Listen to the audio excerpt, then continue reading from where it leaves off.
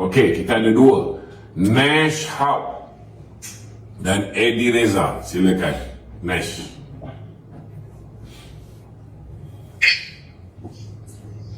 Assalamualaikum. Waalaikumsalam.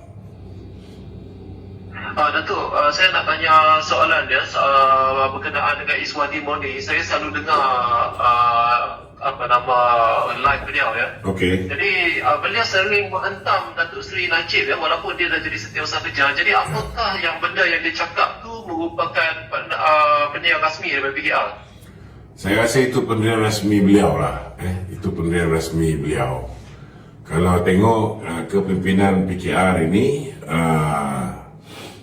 tak ada lagi lah kita dengar suara-suara sumbang di kalangan pemimpin PKR. Itu sebab dia diletak sebagai Setiausaha Kerja lah. So dia buat kerja lah. Dan kalau dia diletak sebagai ketua perangan, itu segala apa yang dia cakap tu boleh menjadi kenyataan rasmi parti. Sangat bahaya tu. Tapi kalau setakat Setiausaha Kerja, tak ada masalah lah. Soalan kedua saya tu, Setiausaha Kerja parti pun dia Setiausaha Kerja Biro Perangan. Ya. Soalan kedua saya tu, untuk ahli akademik, apa yang kami boleh buat untuk membantu kerajaan perpaduan sekarang ni? Ahli akademik ni macam-macam dia boleh buat. Ada setengah-setengah ahli akademik tu dia pandai buat research dan sebagainya. Itu pun boleh membantu kita. Kalau misalnya buat research ini perlukan belanja yang besar, kalau tidak ada orang bagi peruntukan, mungkin bolehlah buat research dengan sampling kecil ataupun dengan sampling yang ibarat kata orang tu tak perlu turun sampai ke bawah, menggunakan kaedah-kaedah melalui WhatsApp dan sebagainya ataupun melalui panggilan telefon saja untuk membuat research. Tetapi yang paling penting,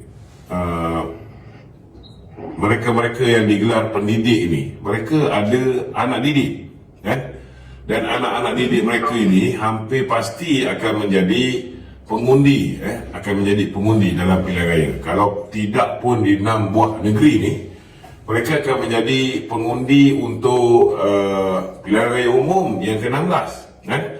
Jadi daripada sekarang ni sewajarnya kita pastikan dari segi fikrah anak-anak muda kita ini, kita pastikan mereka ini bersama dengan kita.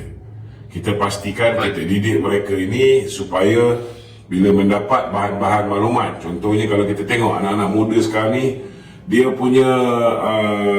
punya level untuk mendengar sesuatu isu semasa penerangan dan sebagainya, dia punya jangka masa mereka boleh dengar, mereka boleh tonton ni sangat singkat.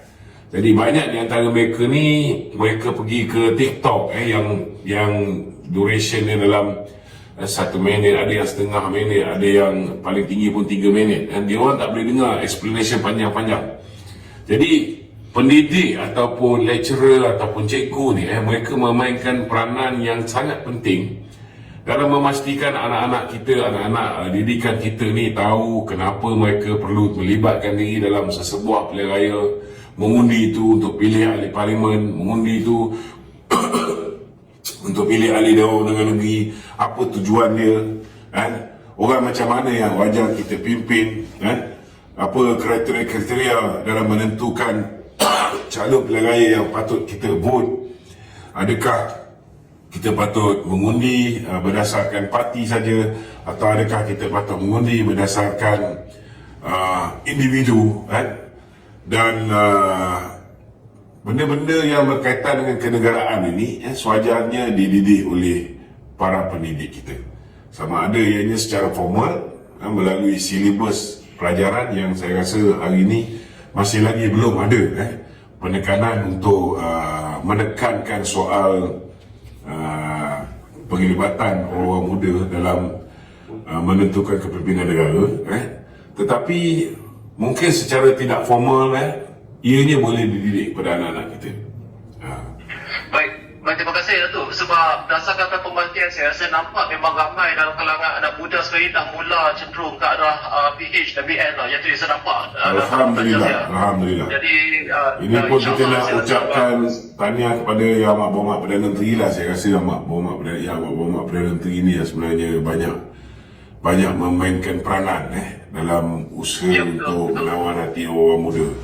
Kalau kita tengok dulu, orang muda pun banyak juga yang membenci timbalan Perdana Menteri, tapi saya tengok selepas beliau begitu aktif turun ke bawah menyantuni rakyat, menyelesaikan banyak isu-isu rakyat, saya tengok Yang Amat Berhormat Timbalan Perdana Menteri pun sudah mula mendapat sambutan orang muda.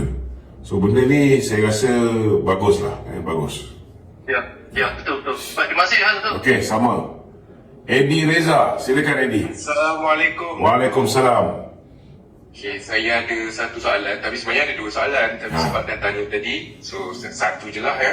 Okey. Okay, Datuk selaku Ketua Sekretariat Media Perpaduan kan? Okey. So, saya nak tanya apa perancangan dari segi media Kerajaan Perpaduan ni untuk betulkan naratif politik tu yang kita tahu sekarang ni terutama walaun ke ataupun adik-adik parti pembangkang sendiri hari-hari tweet, terutama Twitter parti politik tertentu yang hari-hari tweet dan keluarkan naratif bukan-bukan merepek-repek dan counter berbagai isu yang zaman dulu pun dia still lagi update semua.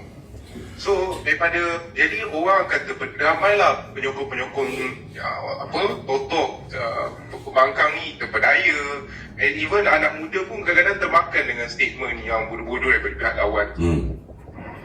Okey, untuk makluman Sekretariat Media Perpaduan ini kita tubuhkan dengan wakil-wakil daripada rakan-rakan Pakatan Harapan.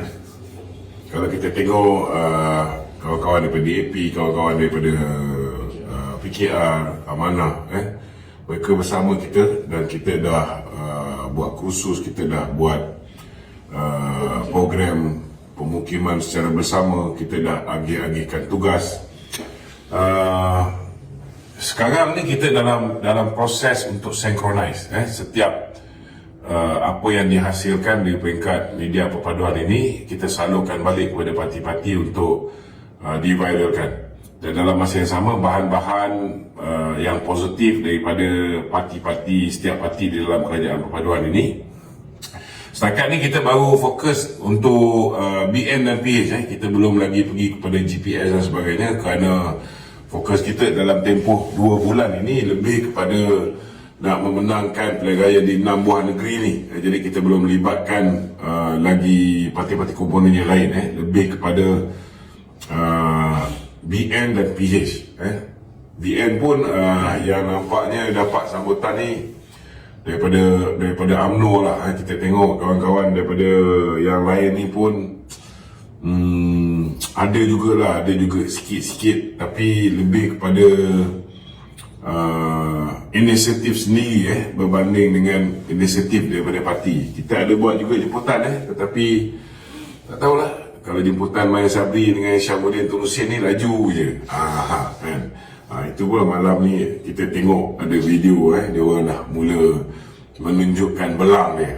Kita pun tak ada masalah, silakan. Kurang tapak tangan padang bola kita tadahkan. Bagi saya kita sedang cuba untuk memastikan bahawa ada synchronization, ada synchronization naratif pun kita nak pastikan. Kalau boleh setiap parti bawa naratif yang sama, dan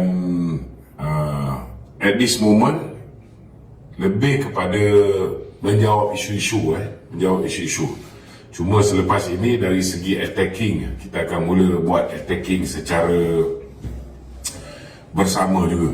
Maknanya kita tak boleh defend je sepanjang masa, tapi tahulah tuan-tuan, bila kita berada dalam kerajaan ini sudah pastilah proses mempertahankan itu lebih banyak berlaku daripada proses menyerang.